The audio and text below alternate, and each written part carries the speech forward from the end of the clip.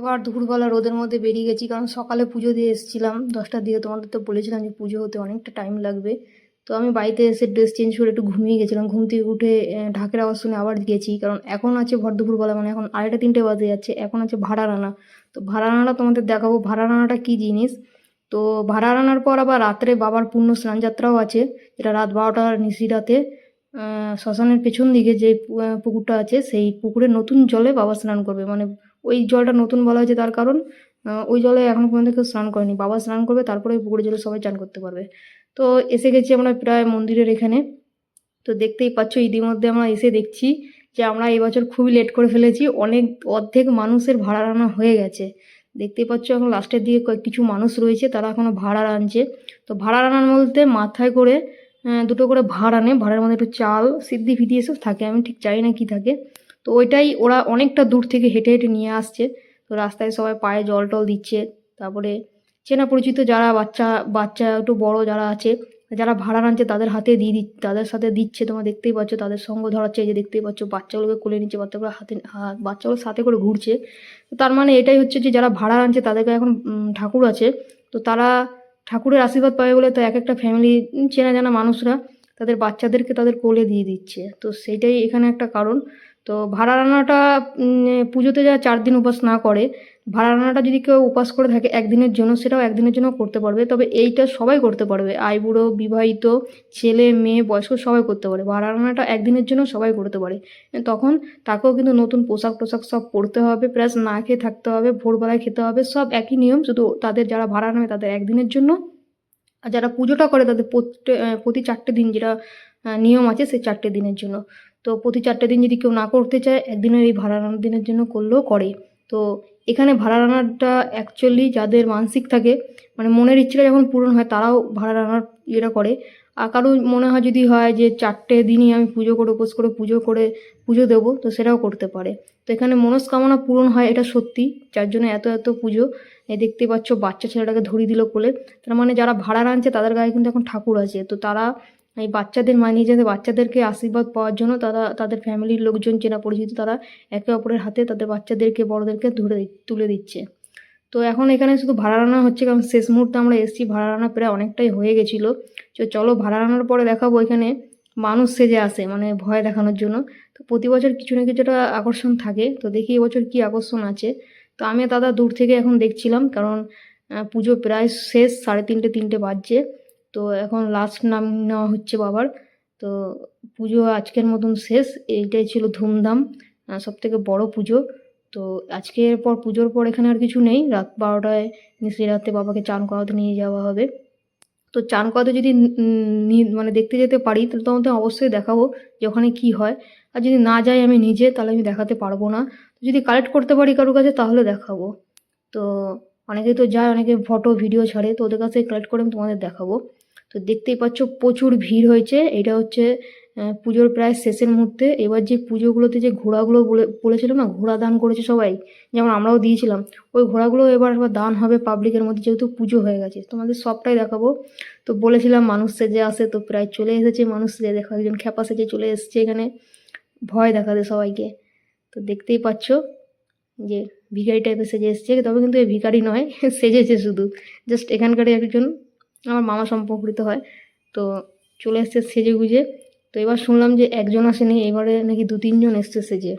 প্রতিবারে একবারই আসে। তো আমাদের এরকম সাজে মানুষ ঝুলনে, তো ওদের এই দিনে সাজে মানুষ ঝুলন সাজে। তোমরা মানুষ ঝুলন বোঝো নাকি আমি জানি না, আমাদের এখানে মানুষ ঝুলন হয়। অবশ্যই তোমাদের মানুষ ঝুলন যদি দেখতে যাই তোমাদের দেখাবো। এটা দিয়ে দেখতেই পাচ্ছ ভিখারি সেজে সবাইকে ভয় দেখাচ্ছে। এটা পুজোর শেষে হয়। তো পুজোর শেষে এখানে এইভাবে সেজে এসে ভয় দেখানো হয়, ঢাকের সাথে নাচা হয় বাবাকে দিয়ে আসার পরে। তো পুরোটাই সবাই সবটুকুই দেখাবো আজকে এই দুপুরের পর যেটা আছে। তো কন্টিনিউ করে থাকো, স্পিক করে কেউ চলে যেও না। তো এই যে এই সময়টা এখন পুজো হয়ে গেছে, এখন বাবাকে মানে বাবা আজকে চলে যাচ্ছে বলতে যার বাড়িতে থাকে তার কাছে থাকে। কারণ বাবা তো বাবার একটা ছোট্ট আর কি সোনার বা রূপোর কিছু একটা মূর্তি আছে, ওটা মন্দিরে রাখা হয় না, ওটা একজনের কাছে আছে। তো দেখতে পাচ্ছ পাশ থেকে দেখছি দুজন কীরকম কালি টালি সেজে চলে এসছে। তো শুনলাম এরকম 2-3জন সেজেছে, এবছর একজন সাজেনি। তো ঢাকিরা পুরো রেডি, ঢাকটাক বাজিয়ে, কারণ বাবা ফিরবে বাবার বাড়িতে, মানে যে বাবাকে পেয়েছিল স্বপ্নে, তার বাড়িতে থাকে বাবা। বছরে একবারই মন্দিরে আসে। তবে মন্দিরে যে বাবা থাকে না সেটা নয়, বাবার একটা ফটো থাকে, ঘোড়া থাকে কিছু, বানেশ্বর থাকে, তো মন্দিরেও কিছু জিনিস থাকে।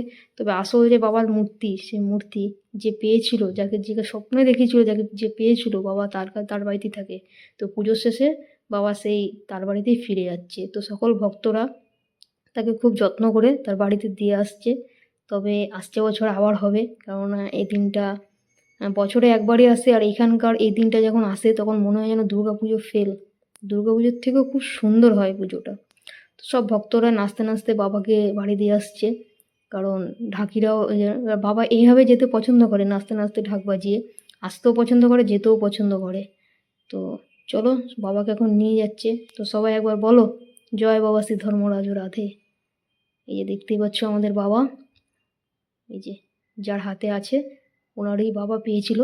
তো পূর্বপুরুষ একের পর এক সামলাচ্ছে, এনার পর হয়তো এনার ছেলে সামলাবে এইসব, যদি ওনার না সামলাতে পারে। তো চলো বাবার সাথে যাওয়া যাক, তোমাদের একটু দেখাই ভালো করে। তো আসছে বছর বাবা আবার হবে, মানে বাবার পুজো আবার হবে। তো প্রচুর ভক্ত দেখতেই পাচ্ছ, সব নাচতে নাচতে বাবাকে বাড়ি দিয়ে আসছে।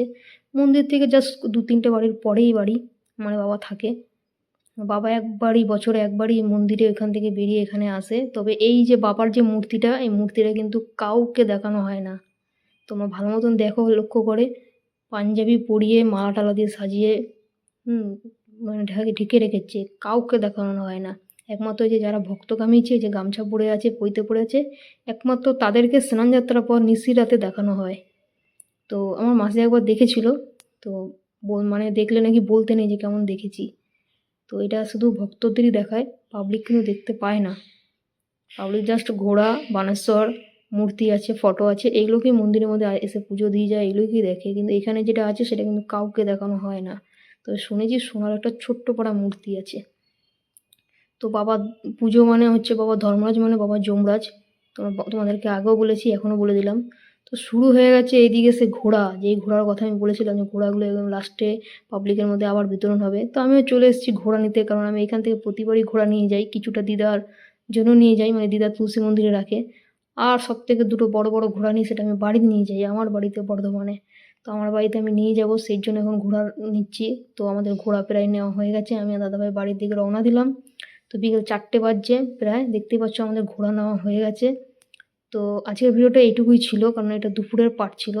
তো ভিডিওগুলো তোমাদের কেমন লাগছে, বা পুজোটা কেমন লাগছে, এরকম পুজো আগে কখনো দেখোনি, আমি হয়তো দেখেওছো, তো জানিও জাস্ট কেমন লাগলো। তো এখানে তোমরা আসলে পুজো দিতে পারো। এটা রানীগঞ্জ স্টেশনে নেমে সিয়াস্তলের ভেতরে রাজবাড়িতে পুজোটা হয়। তো প্রায় আমি বাড়িতে চলে এসেছি, দেখতেই পাচ্ছ আমি এই কটা ঘোড়ায় নিয়ে আসতে পেরেছি। তো ছোটোগুলো সব কটা দিদা তুলসী মন্দির আমি সাজিয়ে দেবো, দেখেছো সাজিয়ে রেখেছি। কাল সকালে